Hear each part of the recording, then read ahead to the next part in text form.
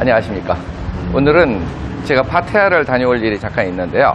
아시다시피 파타야가 대중교통이 그렇게 좋지 않은 편이라서요. 이곳 방콕에서 차를 렌트해서 파타야를 다녀오려고 합니다.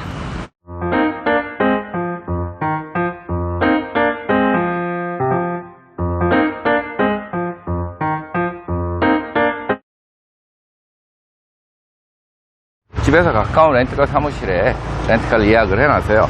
오토바이 택시를 타고 이동을 해서 렌트카를 수령하도록 하겠습니다. 이제 렌트카 사무실에 차를 수령하러 왔습니다. 각종 서류에 다 사인을 했고요. 이제 차량의 상태를 살펴보면 될 것 같습니다. 렌트를 한 차량은 이 차량입니다. 차 상태를 지금 보려고 하는데요. 외관 상태를 먼저 확인을 하고요. 지금으로 봐서는 차 상태는 양호해 보여요. 그렇게 아주 좋은 상태는 아니지만 이 정도면 괜찮지 않을까 생각이 들기도 하고요. 내부를 한번 보려고 합니다. 16만을 탔고요. 차 엔진 소리라든지 이런 거는 괜찮아 보입니다. 차는 깨끗하게 청소를 해놨습니다. 큰 문제는 없지 않을까 생각이 들고요. 네, 이제 차를 빌렸습니다. 전반적으로 차 상태는 뭐 그렇게 나쁘지 않은 것 같습니다. 고속도로를 타고요. 파타야 쪽으로 이동을 해볼까 합니다. 오늘은 월요일 아침이고요. 현재 시간은 9시 30분입니다. 이제 막 출근 시간이 끝나서요. 도로에 차들이 그렇게 많지 않습니다. 운전하기에는 꽤 쾌적한 상태고요. 시내 한복판에 출발하기 때문에요. 파타야까지는 한 1시간 40분 정도가 소요가 될 예정입니다. 고속도로를 올라타기 위해서 이동을 하고 있고요. 톨게이트를 통과하고 있습니다.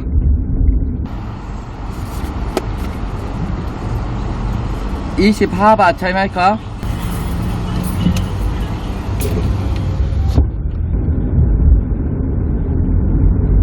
파타야까지는 한 1시간 20분 정도 이동을 하게 될 것 같습니다. 공항 쪽을 지나는 중이고요. 정면에 착륙하는 비행기가 보이고 있네요.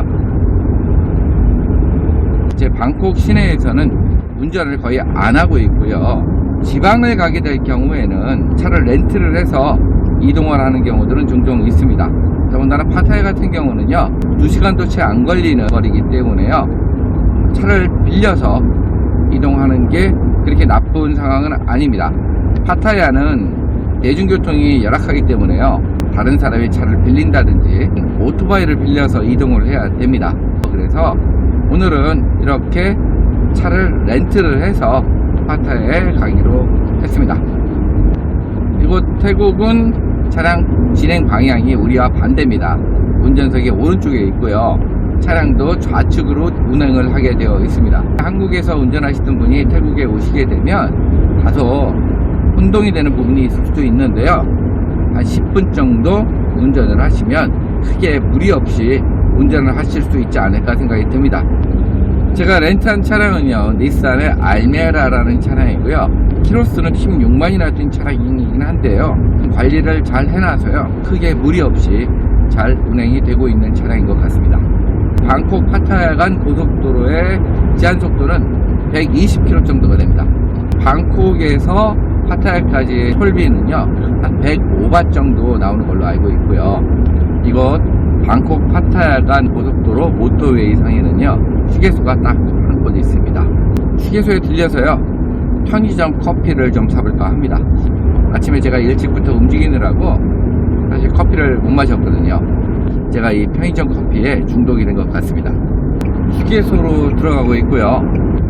휴게소는 이렇게 좌우로 도로를 중심으로 해서요 맥도날드도 있고요 버거킹, 세븐일레븐, 커피숍들 다양한 가게들이 문을 열고 있습니다. 우리나라 휴게소와는 좀 사뭇 다른 풍경이죠. 우리나라 휴게소는 큰 메인 건물에서 모든 것을 다 판매하고 있습니다만 여기는 도로 좌우로 상가들이 형성이 되어 있어요.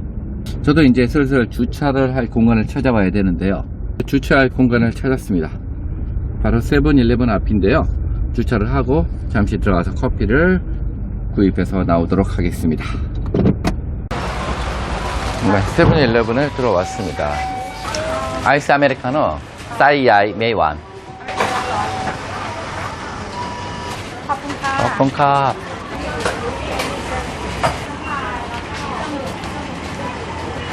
오케이 카. 카. 커피를 샀습니다.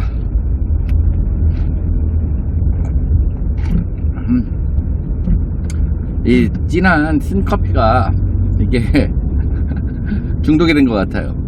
태국을 떠나게 되면 이 커피가 그리워질 것 같기도 합니다. 저는 렌트카를 빌릴 때 주로 스카이스캐너 같은 어플을 이용합니다.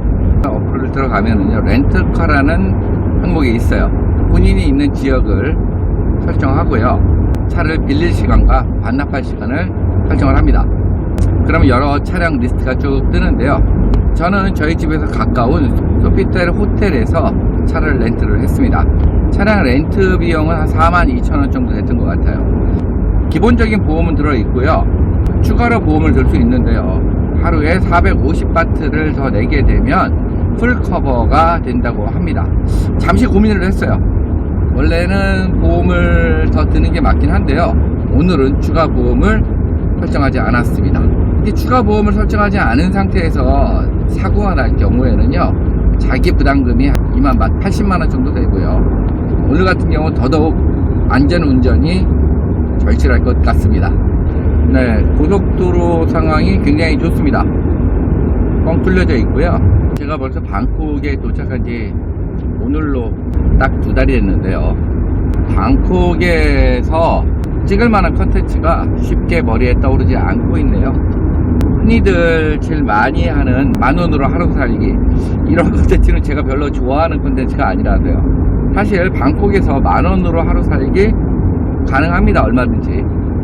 문제는 그 만원으로 하루 살기를 한 달씩 해볼 수는 없다는 거죠.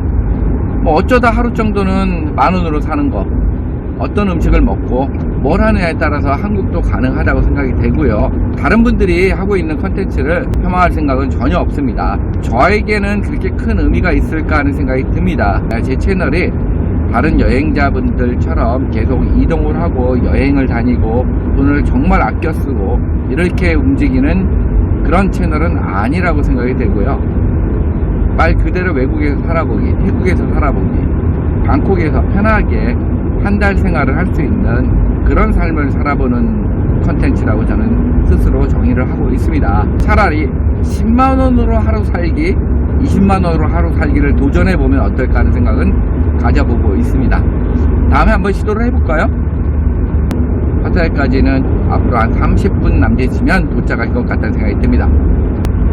일단은 제가 조만간 태국을 떠나서 다른 나라로 또 이동을 할 예정입니다.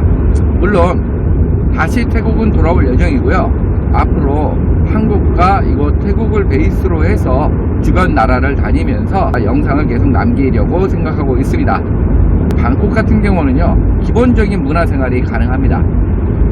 저는 제가 생각을 해봐도 자연을 좋아하는 사람은 아니에요. 저는 도시를 훨씬 좋아하는데요, 방콕 같은 경우에는 편의시설들이 곳곳에 존재하고 있습니다. 물론 교통체증이 심하고요, 한국 서울과 똑같은 느낌을 가질 수 있어서 이게 과연 외국에서 사는 삶일까라고 생각하시는 분들도 있을 것 같긴 합니다. 이거 태국은요, 운전하기에 환경이 나쁘지 않습니다. 사람들의 운전 습관도요, 동남아 치고는 굉장히 점잖은 편이고요, 크락션을 거의 안 울립니다. 여러분 나중에 태국에 오시게 되시면은요, 차를 렌트해서 움직이시는 것도 그렇게 나쁜 방법은 아니고요, 물론 방콕에서만 계신다 그러면 운전을 굳이 하실 필요는 없을 것 같습니다. 저는 세계 어느 나라에서 살든지요, 한국에서 생활하는 비용으로 살아보려고 노력하고 있습니다. 제가 한국에서 한 달에 살면서 쓰는 비용이 한 100만원에서 150만원 정도가 되더라고요. 그래서 그 비용으로 외국에서 살아보려고 하고 있고요, 아직은 물가가 싼 나라를 위주로 다닐 수밖에 없습니다. 그래서 외국에서 살아보기가 그렇게 거창한 건 아닌 것 같아요. 이제 파타야에 거의 접근을 했고요, 잠시 후 톨게이트가 나올 것 같습니다.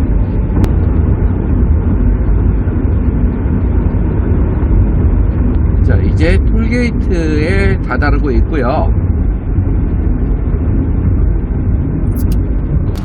ครับเลยหาดใช่ไหมครับ โอเคครับขอบคุณครับ 태국도 우리 하이패스 같은 자동 결제 시스템이 고속도로에 있습니다만 이 차는 렌트카다 보니까요 현금으로 바로바로 지금 톨비를 내고 있습니다. 현재 파타야 시내로 접근하고 있고요. 파타야 시내로 접어들었습니다. 파타야에 내려온 김에 오늘 일을 한꺼번에 몰아서 다 보고요. 그리고 밤에 방콕으로 올라가려고 합니다. 렌트카를 타고 파타야를 잘 다녀왔습니다. 이제 렌트카를 반납을 했고요. 집에 들어가려고 합니다.